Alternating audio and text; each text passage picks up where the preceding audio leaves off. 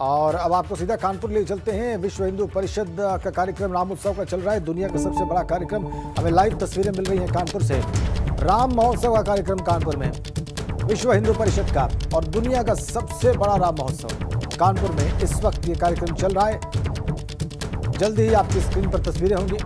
रतीश त्रिवेदी हमारे संवाददाता वहां से हमारे साथ जुड़ गए हैं। रतीश, क्या कार्यक्रम शुरू हो गया है, और अगर हाँ तो फिर इस वक्त कौन से नेता वहां पर हैं? विश्व हिंदू परिषद के कौन से बड़े लोग आपको दिखाई दे रहे हैं और कार्यक्रम कैसे आगे बढ़ रहा है?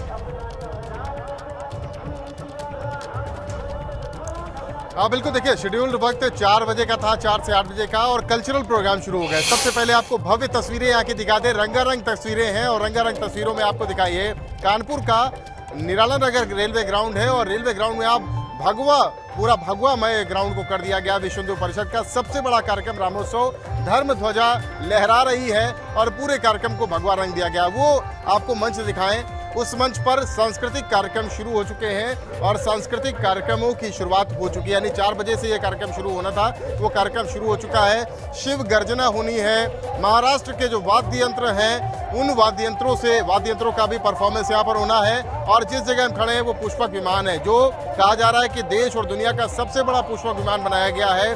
अब तक 107 भगवान श्री राम के स्वरूप एक जगह इकट्ठा हुए हैं, ये रिकॉर्ड है। लेकिन अब भगवान श्री राम के स्वरूपों की बारी है, उनको आपको दिखाते हैं, जो कानपुर प्रांत में आने वाले 21 जिलों से आए हैं। ये देखिए, भगवान श्री राम के विभिन्न स्वरूप यहाँ पर बैठना शुरू हो गए हैं और ये संख्या 6000 की संख्या होगी जो भगवान श्री राम के स्वरूप के रूप में यहाँ पर दिखेगी। ये भगवान श्री राम के स्वरूप हैं। 3 स्वरूप यहाँ पर दिखेंगे, राजकुमार राम का, राजा राम का और वनवासी राम का। ये देखिए, वनवासी राम के रूप में यहाँ पर बैठे हुए हैं। और ये चित्रकूट से, महोबा से, बांदा से, फरक्काबाद से, तमाम जनपदों से, कन्नौज से, कानपुर नगर, कानपुर देहात प्रांत जो है कानपुर का, विश्व हिंदू परिषद का जो प्रांत है कानपुर प्रांत, उसमें विभिन्न जिलों से आए हुए ये भगवान राम के स्वरूप हैं। मनमोहक तस्वीरें हैं और रिकॉर्ड बन रहा है। 6000 भगवान श्री राम के स्वरूप एक साथ एक जगह, इसी जगह बैठेंगे। ये पुष्पक विमान बनाया गया है जो 24 फुट ऊंचा है, 100 मीटर लंबा और 300 मीटर चौड़ा है। और ये विभिन्न जगहों से आए हुए 10 वर्ष से लेकर के और 30 वर्ष तक की उम्र के ये भगवान श्री राम यहाँ पर विभिन्न स्वरूपों में नजर आ रहे हैं। और उनका परंपरागत वनवासी रूप हो, चाहे राजकुमार राम का स्वरूप हो और राजा राम का स्वरूप हो, मनमोहक दृश्य है। विश्व हिंदू परिषद ने यहाँ पर रामोत्सव की कार्यक्रम रखा है और ये सबसे बड़ा कार्यक्रम कानपुर से शुरुआत हो रही है। 4 बजे से 8 बजे का ये तयशुदा वक्त है। और यहाँ पर जो महानुभाव हैं, भैया जी जोशी संघ से आएंगे। इसके अलावा अगर बात की जाए तो साध्वी रितंबरा हैं, डॉक्टर रामविलास वेदांती, राम जन्मभूमि से जुड़े हुए पूर्व सांसद भारतीय जनता पार्टी के, वो यहाँ पर पहुँचेंगे। और इसके साथ ही तमाम अन्य लोग भी यहाँ पर पहुंचेंगे। मिलिंद परांडे जो विश्व हिंदू परिषद के केंद्रीय महामंत्री हैं, वो पहुंचेंगे। मैदान में लोगों का आना शुरू हो गया है। करीब 1 लाख लोग यहाँ पर बताया जा रहा है कि पहुंचेंगे और आना भी शुरू हो चुके हैं। जो सांस्कृतिक कार्यक्रम है वो शुरू हो चुका है।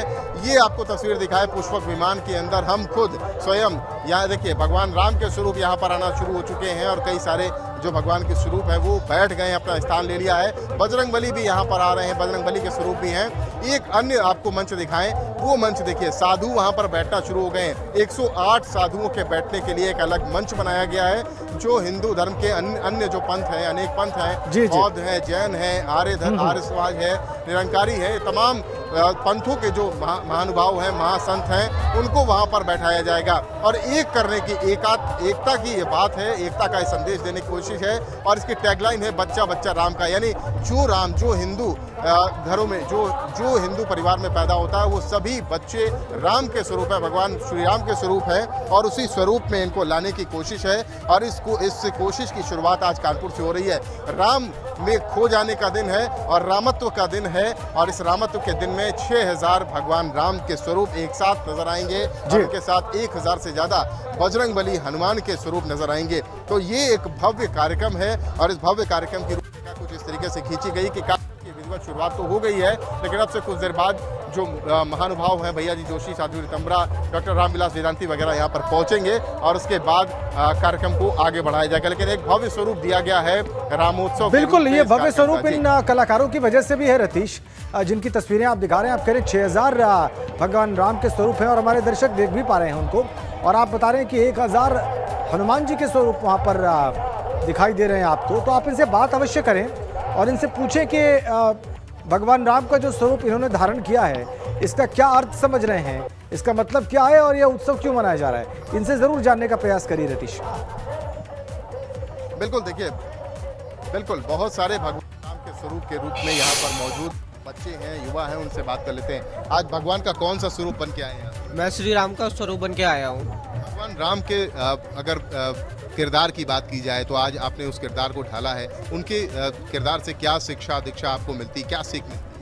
उनकी सबसे पहले तो सादगी और उनके कहे हुए वचन का एक तरफ से निर्धारण करना कि हाँ, मैं अपने पिता के लिए, अपने परिवार के लिए और अपनी प्रजा के लिए आत्मसमर्पित हूँ। उन्होंने अपने बारे में कभी नहीं सोचा, हमेशा अपनी प्रजा के बारे में, अपने परिवार के बारे में सोचा। बजरंगबली भी बगल में विराजमान है और वनवासी स्वरूप में भगवान राम भी यहाँ पर मौजूद हैं।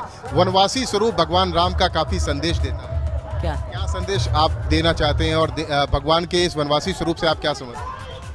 क्या बता दें हमें। बहुत सारे लोग यहाँ पर आए और आगे भी लोग हैं, उनसे ही बात कर लेते हैं। जय जय श्री राम के नारे भी लग रहे हैं। वनवासी स्वरूप में आप भगवान श्री राम के आए हैं, क्या संदेश देंगे? भगवान के किरदार से क्या समझते हैं, उनके स्वरूप से? भगवान के बारे में क्या बताएंगे? भगवान राम के बारे में? भगवान राम ने रावण का वध करके बहुत अच्छा किया है, यही बस। भगवान श्री राम के जी भगवान राम के स्वरूप में आप यहाँ पर बैठे हुए हैं, उनसे क्या सीख शिक्षा लेते हैं? भगवान श्री राम हमारे आराध्य हैं, उनके ही हम कर कमलों पे चढ़ने की प्रेरणा चाहते हैं कि उन्होंने अपने जीवन को जिस प्रकार से कठिनाइयों और एक प्रकार से जिस उससे वो गुजरे हैं, ऐसा जीवन अगर हमारे जीवन में आए तो हम भी कुशलता पूर्वक उसको निर्वहन करें। जय श्री राम। मर्यादा पुरुषोत्तम राम कहा गया। मर्यादा में आज जो आपका जीवन है, ये हम सबका जीवन है, उसमें कितना कम पाते हैं मर्यादा? ये हम लोग तो बड़ी सौभाग्य की बात है जो यहाँ पे आए हुए हैं। बहुत कम ही लोगों को यहाँ पे आने का मौका मिलता है। और जय श्री राम। भगवान श्री राम से आप क्या सीख पाते हैं?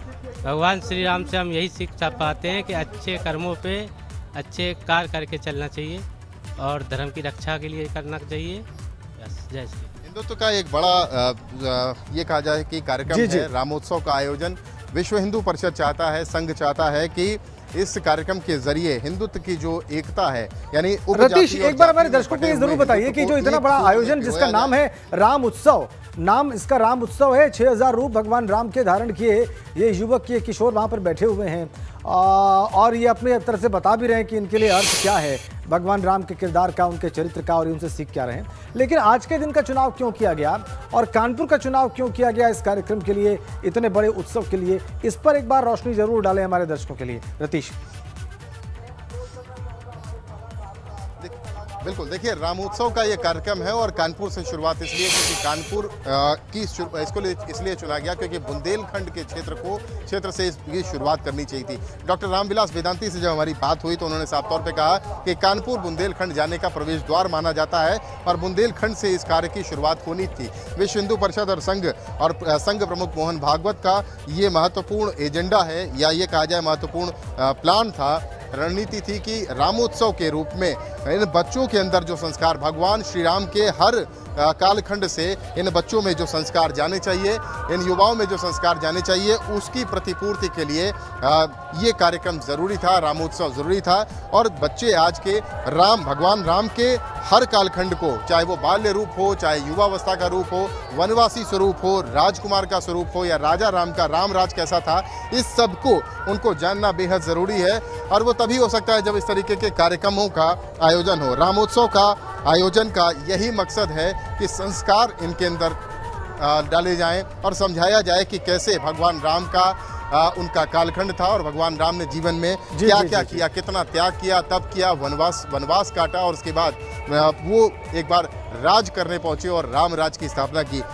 एक राम के स्वरूप और हैं, काफ़ी मनमोहक है, उनसे बात करते हैं। भगवान श्री राम के स्वरूप में आप हैं, कहाँ से आए हैं आप? यशोदा नगर, कानपुर से। बहुत ही मनमोहक स्वरूप आपने रखा है, ये क्या स्वरूप है?